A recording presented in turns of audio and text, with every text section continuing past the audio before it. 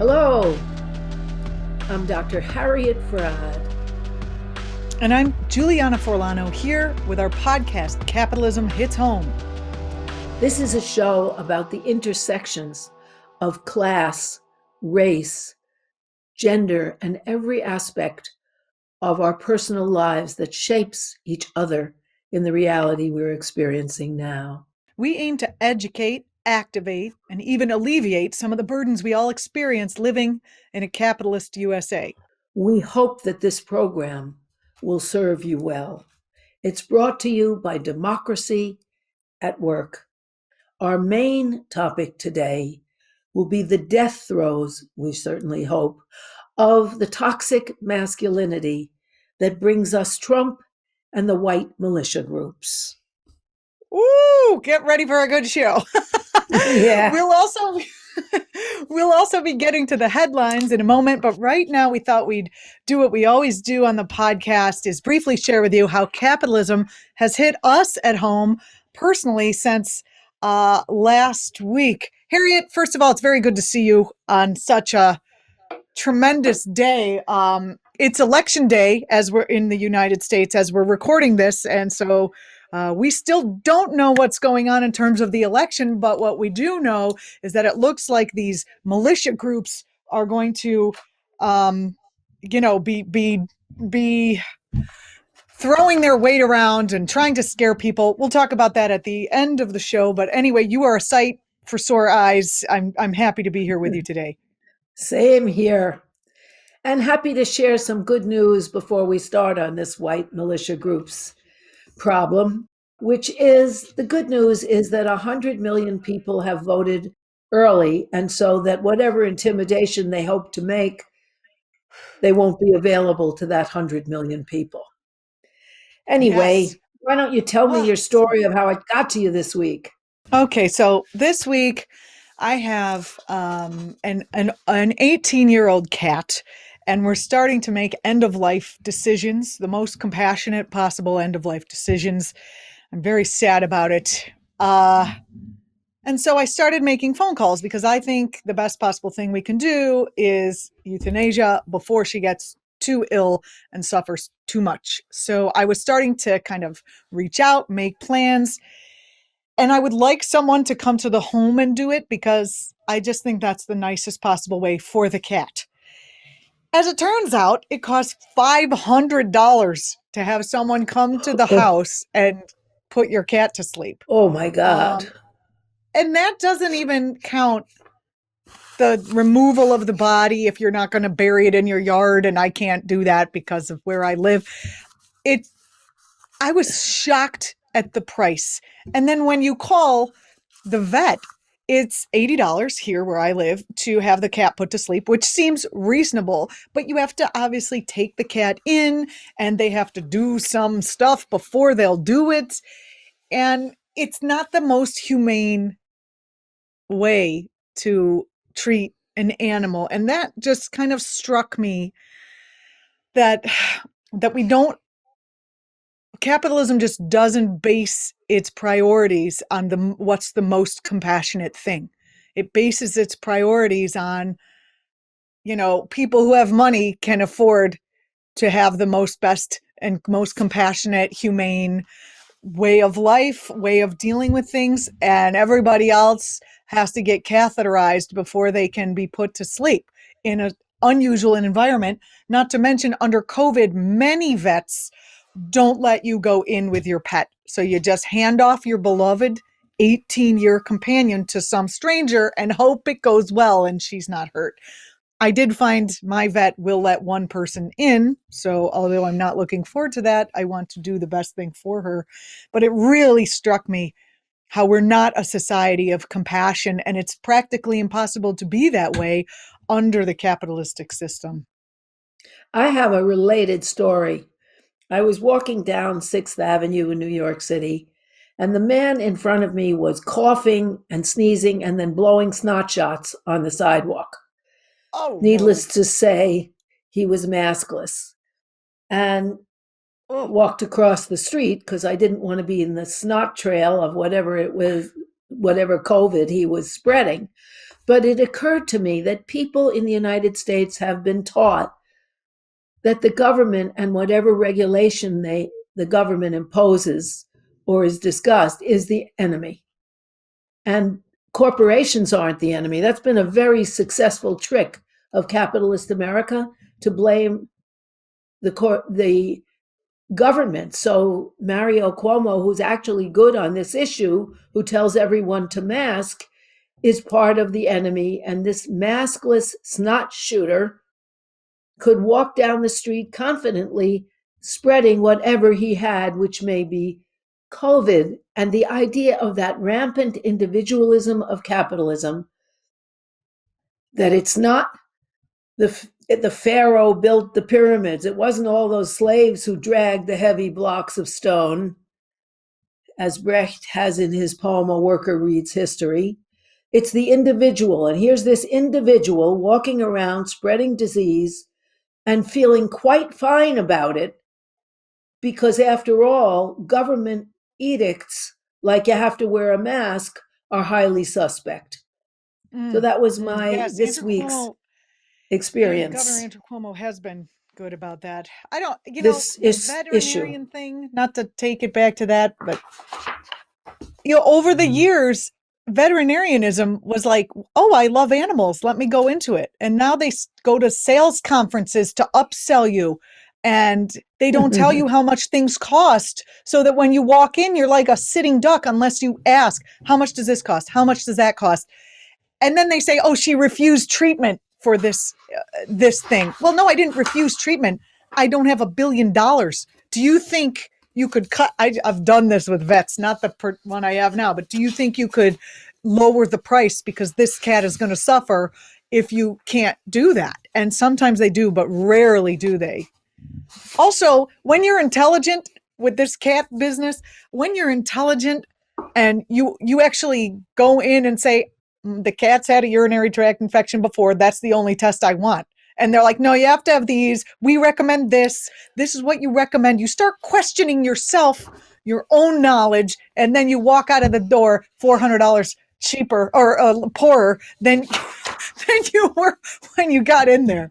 So it's disgusting how they've turned these corporations, to get back to what you said, have turned people's mentality into, instead of like, this is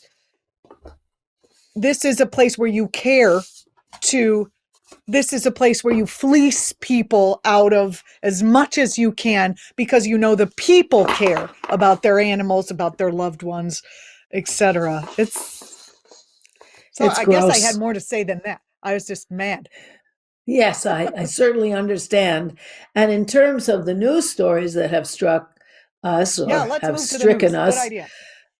I was really struck by a triumph that women whose children are in New York City shelters, where there has been no internet coverage, were threatened, and their children were threatened, that ACS would come over and take them away from their parents because they weren't doing their remote schooling.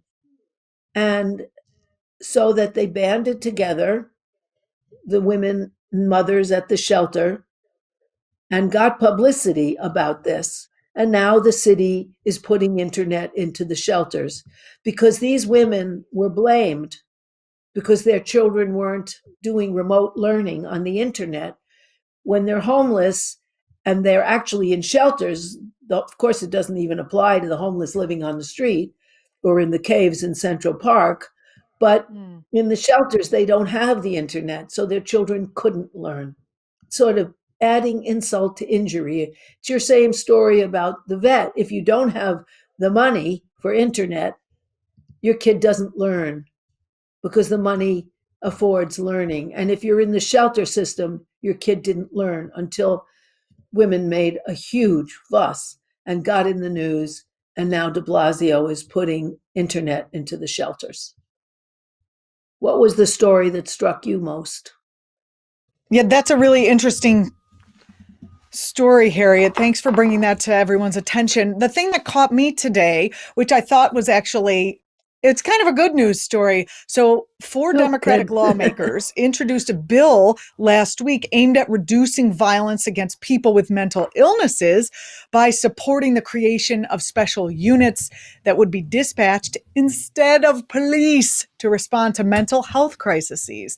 I'm sure we all know who are watching this, but according to the Treatment Advocacy Center, at least a quarter and maybe as many as a half of all fatal police encounters, including the one we just saw in Philadelphia, involve people who suffer from mental illness. And I would hazard to say that police are not trained to deal with people with mental illness. There are 16 times more likely people with mental illness to be killed by law enforcement officers than other people. The bill, by the way, proposed by Katie Porter, I like this Yes. lady. She's a House Dem. It would create a grant program to fund the hiring, training, salaries, and benefits of these mental health first responder units that would be deployed following the 9/11 calls. And now on to our main topic of the day, toxic Yes, our masculinity. main topic of the day.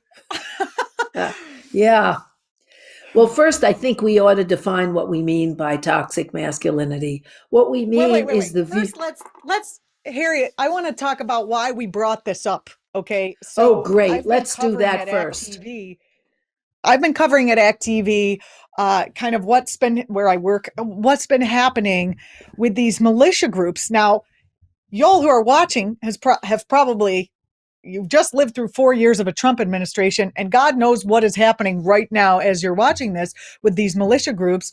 Again, this is election day when we're recording this, so we have already seen militia groups in cars surrounding the Biden bus in Texas. We've seen them menacing people, scaring people, just and all the other stuff. And so I really wanted to talk about the psychology and the history of this, what would be seems like the perfect example of toxic hypermasculinity here in the United States. And who better to talk with that about than you, Harriet? So that's kind of how we came to this topic. And as you were going to do, can we let's first talk about what toxic masculinity is so we can all kind of be on the same page. Yeah, it's a really good idea, which is toxic masculinity is the belief on the part of mainly men that men are inherently superior to women.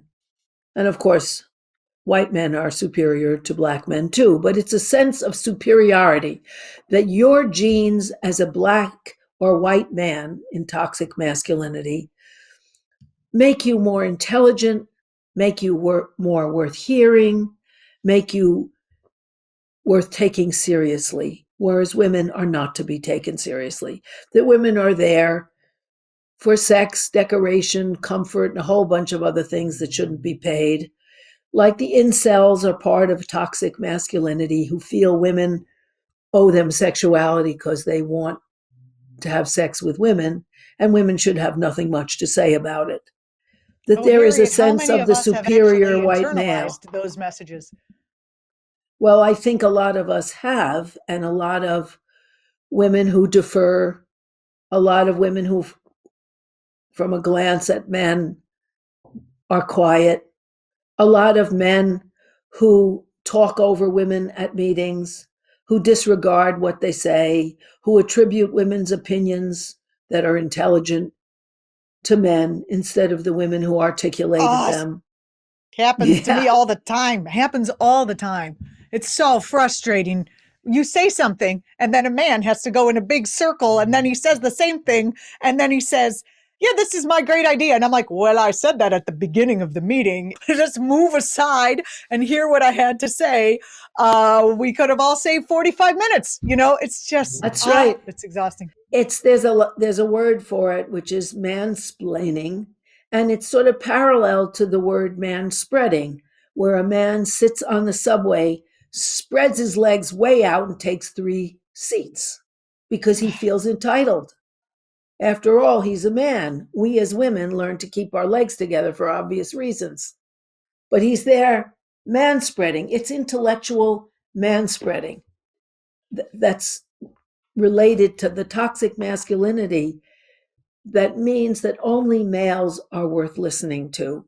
And when there's a conversation, only males are worth looking at, unless you're looking over their bodies. So that's what toxic masculinity is.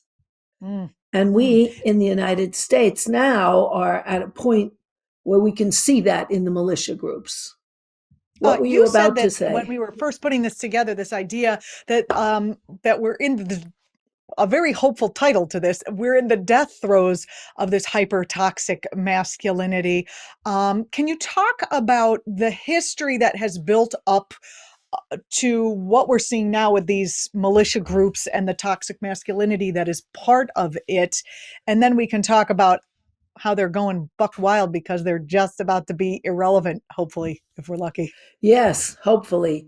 Well, the history of what's happening now really began in the mid 1970s when capitalists decided, and take note, capitalists decided that they would make much more money by outsourcing what were family waged jobs held by men, because men got, until really, they still do often, but not as much as usual, men got two wage supplements, white men, one for their whiteness and one for their maleness. Mm. And so that men, through their unions, earned higher salaries. And in the 50s, there was money to spread around because every other developed economy was smashed. So they got what was called a family wage, a wage that could support a dependent wife and children.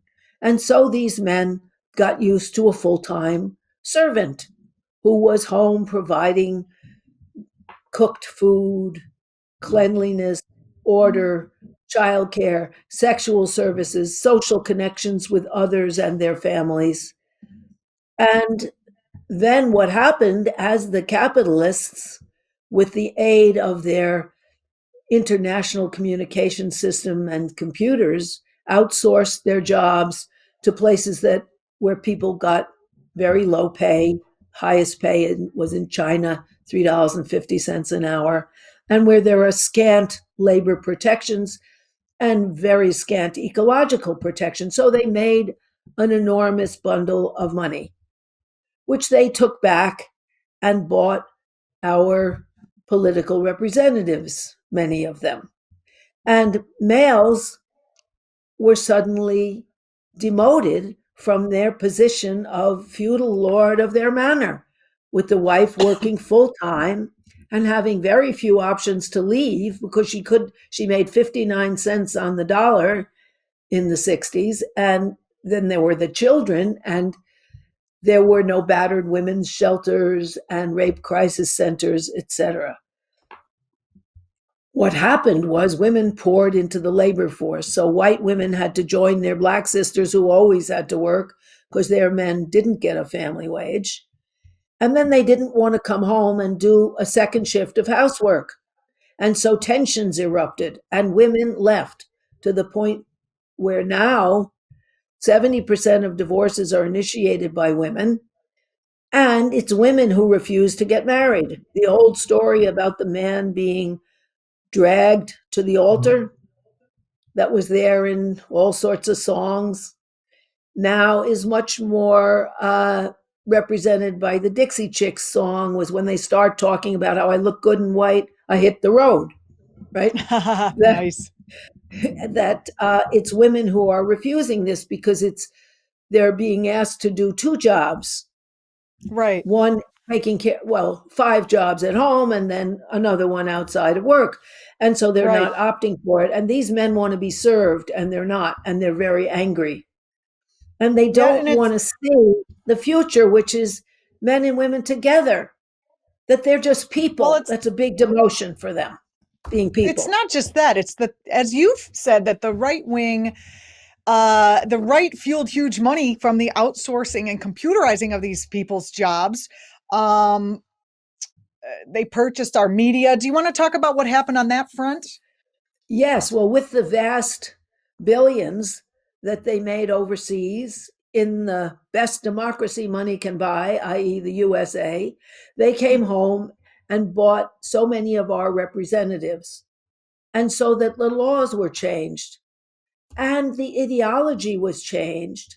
That if something, it started with Reagan really, because the 70s were followed by the 80s, where if there's a problem, it's the government. It's not the capitalists who control the government.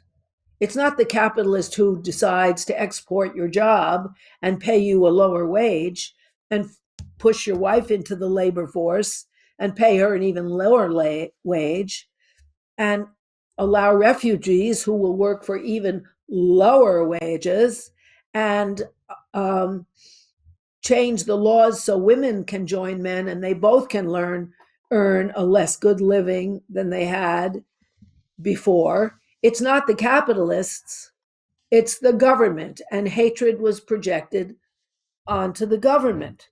And the militias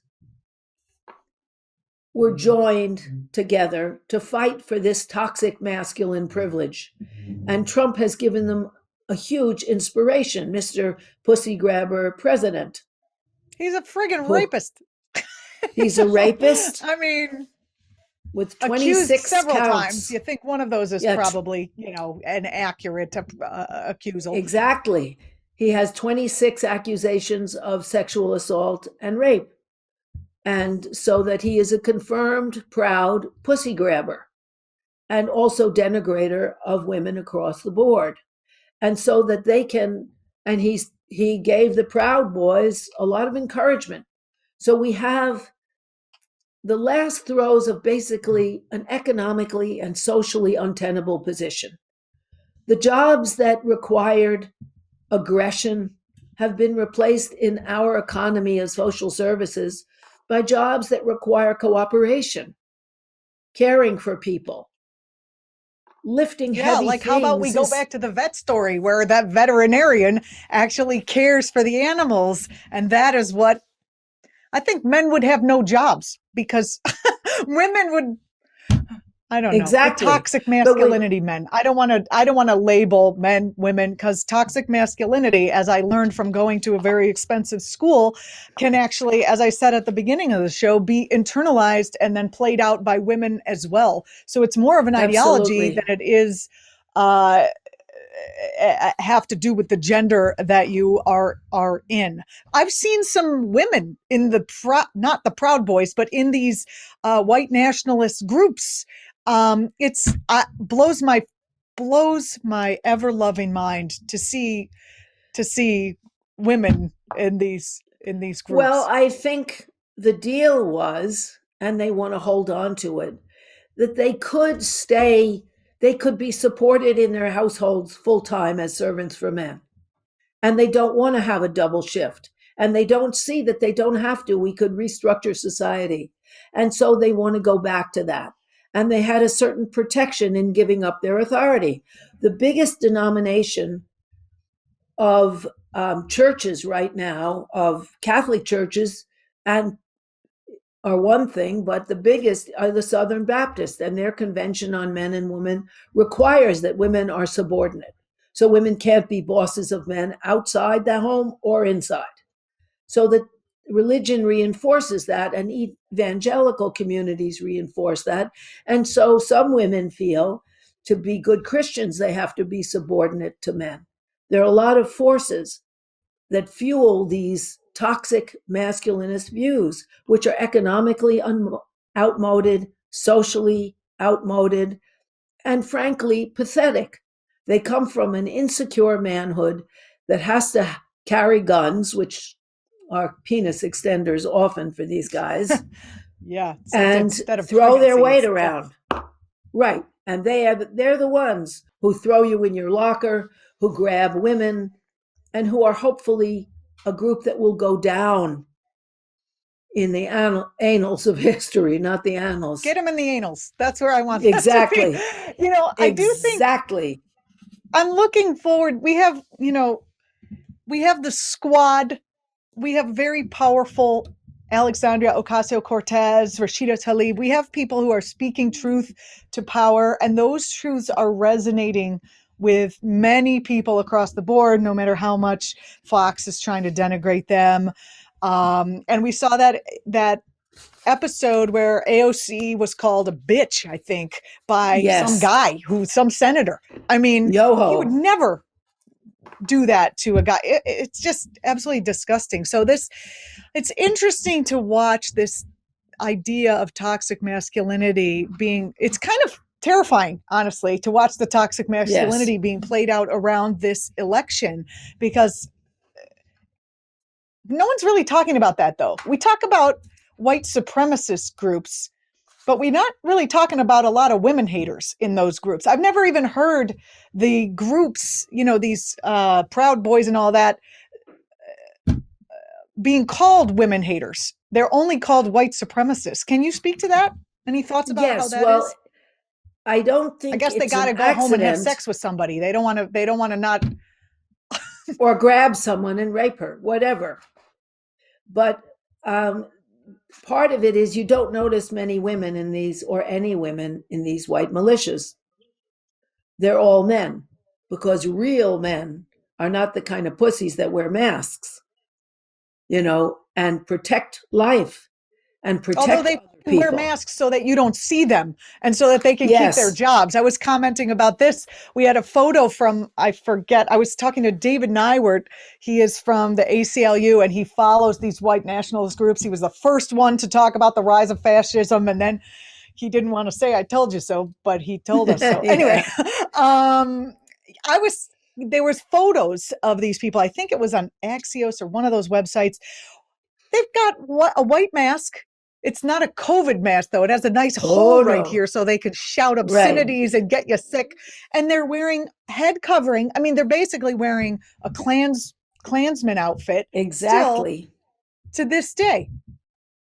Yeah, there's a very interesting story for male supremacy and these militias, these white militias, and their terror of weakness. You've been watching Capitalism Hits Home. I'm Julianna Forlano. That is the end of the first part of our discussion on toxic masculinity. Join us next week for the exciting conclusion, for the second part of our discussion. You can find me at Julianna Forlano on Twitter. You can find Harriet at her website, Harriet Fraad, FRAAD.com. Find Democracy at Work, both on Instagram and on Twitter, at Democracy at WRK. Democracy at WRK. Harriet, I've enjoyed this program so much. I have too, because we spark each other, and we hope that we spark you, our listeners, as well. And of course, we want you to contribute too. Thank you. The best to everyone out there. If you have the opportunity to give to us on Patreon, we are, again, trying to become self-supporting. Democracy at Work, the organization, supports us right now, but we are trying to become self-supporting. So if you are able, we understand, again, where people are right now, but if you are able to support our work, we'd appreciate it. Patreon.com/Capitalism Hits Home. Thank you so much, everyone. We'll see you next time. See you next time.